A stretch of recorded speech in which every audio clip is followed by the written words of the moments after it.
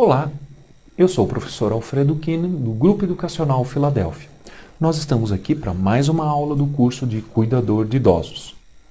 Hoje nós vamos falar especificamente sobre a questão nas instituições de longa permanência para idosos a respeito dos maus tratos na velhice.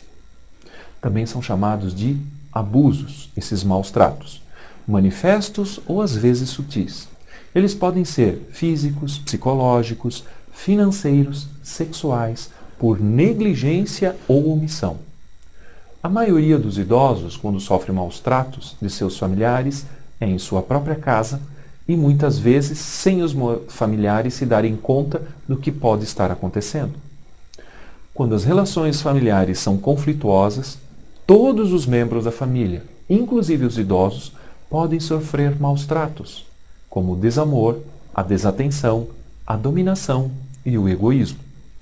O termo maus tratos é definido como ato único ou repetido, ou ainda a ausência de uma ação apropriada que causa dano, sofrimento ou angústia, e normalmente ocorre dentro de um relacionamento e que se espera que haja muita confiança.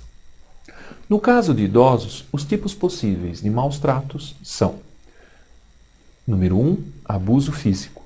Tapas, beliscões, contusões, queimaduras e contenção física. Número 2, abuso psíquico ou emocional, que são os insultos, humilhações, amedrontar e o tratamento infantilizado. Terceiro tipo de abuso são os abusos sexuais, o contato sexual de qualquer tipo sem consentimento. Um quarto tipo de abuso são as negligências, ou seja, não fornecer os cuidados de que a pessoa necessita. E um quinto tipo específico de abuso é o de abuso material, ou seja, é a apropriação indevida de proventos, dinheiros, bens e propriedades. Desta forma, nas relações com a pessoa idosa, a gente deve evitar reprovar, punir e ameaçar. A gente também deve evitar julgamentos, negar ou diminuir a importância do que o idoso está sentindo, recusar ou evitar assuntos que despertem emoções e dificultar a clareza de comunicação. Daí, então, o papel do cuidador.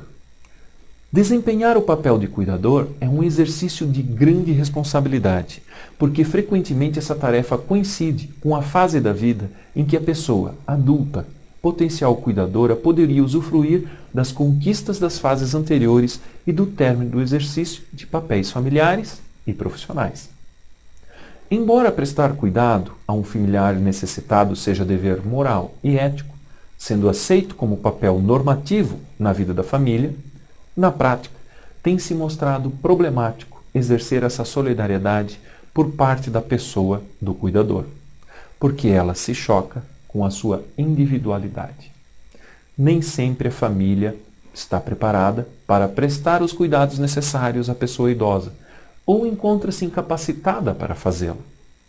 Pode ser que os problemas mentais ou físicos estejam muito além de suas possibilidades, que sejam muito complexos para a família administrá-los, podendo resultar em cansaço excessivo, em impaciência com o idoso.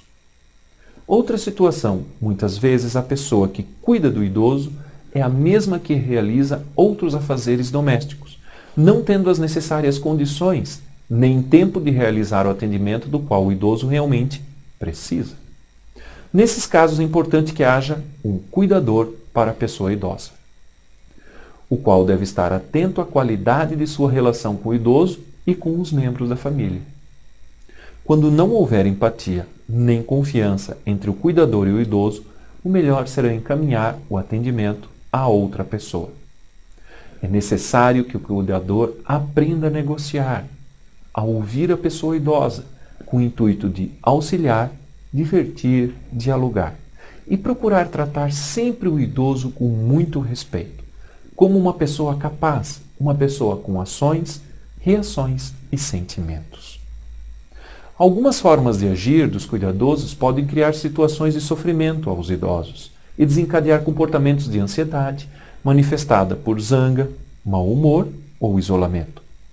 Quando esse comportamento permanece, o ideal é conversar com o idoso e seus familiares, analisar as situações, reconhecê-la e corrigi-la, ao invés de prosseguir cegamente com a relação. Evitar situações que facilitem a dependência do idoso, a pouca autonomia que resta aos idosos, é sempre importante e deve ser valorizada. O aumento da dependência do idoso atrofia seu processo de crescimento possível. O idoso é uma pessoa única e ninguém pode, sob pretexto de ser seu cuidador, atribuir-lhe uma identidade que não é sua, ou seja, tratá-lo por vovozinho, vovozinha, tia ou infantilizar com diminutivos. O cuidador deve evitar falar muito alto e depressa demais, sem olhar para o idoso. Fazer muitas perguntas diretas ou muito pessoais, deixando o idoso desconfiado ou constrangido. Controlar conversas. Contestar tudo o que o idoso diz. Criticar, julgar, dar ordens. Tudo isso deve ser evitado. Em situações assim, não somente esquece-se que o idoso sempre tem alguma coisa a nos dizer, como não estamos considerando uma pessoa humana, única, com seus interesses, necessidades e desejos próprios. Ações do cuidador para ajudar a pessoa idosa numa instituição de longa permanência ou num domicílio. Uma primeira ação: preparar as pessoas e a casa antes do idoso chegar. Outra sugestão, segunda: o quarto deve estar bem ventilado e arejado. No período da manhã, se possível, permitir a entrada de sol. Outra atividade: se possível, a cama deve estar próxima ao banheiro e posicionada de acordo com a situação de saúde do idoso, ou seja, caso o banho esteja muito longe ou fora da casa, providenciar uma proximidade ou um cuidado maior nesse translado. Uma quarta indicação para o banho: uma cadeira de plástico com braços, caso o idoso não possa ficar em pé. Quinta sugestão: garantir alimentação aquecida, procurando sempre adequar o gosto dele à orientação nutricional, caso haja alguma dieta especial principalmente. Sexta sugestão: a medicação deve ser sempre prescrita por médico. Observar as dosagens rigorosamente, necessárias e horários certos para administrá-las. Sétima sugestão: comunicar imediatamente à unidade de saúde a chegada na instituição de longa permanência de uma pessoa idosa doente e a necessidade de acompanhamento pela equipe de saúde. Nesse caso, se o idoso não possuir atendimento médico pago por familiares. Oitava sugestão: proporcionar ao idoso atenção espiritual, de acordo com sua religião e na frequência que ele desejar. Sugestão número 9, muito importante na relação de ajuda, é centrar-se que o idoso vive no presente. Ter o sentido do imediato e tentar tornar claro com o idoso aquilo que ele necessita, aqui e agora. Isso significa identificar os problemas vividos por ele e juntos tentar encontrar, de forma criativa, as soluções, respeitando seus valores e desejos. Décima sugestão: aprender a escutar a pessoa idosa. É prestar atenção, é estar atento às falas, aos gestos, às expressões, emoções e conflitos, porque escutando pode-se compreender melhor a realidade da pessoa, ajudá-la a entender suas necessidades e suas dificuldades e os recursos para auxiliá-la. 11ª sugestão: chamar o idoso pelo seu nome próprio, evitando uma linguagem infantilizante ou demasiadamente familiar.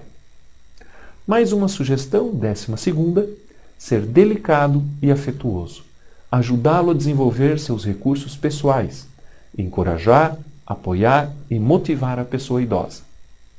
13ª sugestão: estar disponível e realizar algumas tarefas com ele, principalmente com aquele que raramente pode ajudar por causa de alguma deficiência. 14ª sugestão: ajudá-lo a desenvolver seus recursos pessoais. Como a maioria age lentamente, é muito fácil torná-los dependentes, atropelando as suas iniciativas. E mais uma, 15ª sugestão: respeitar a intimidade da pessoa idosa e assegurar confidência de suas conversas. Muito obrigado e até o nosso próximo encontro.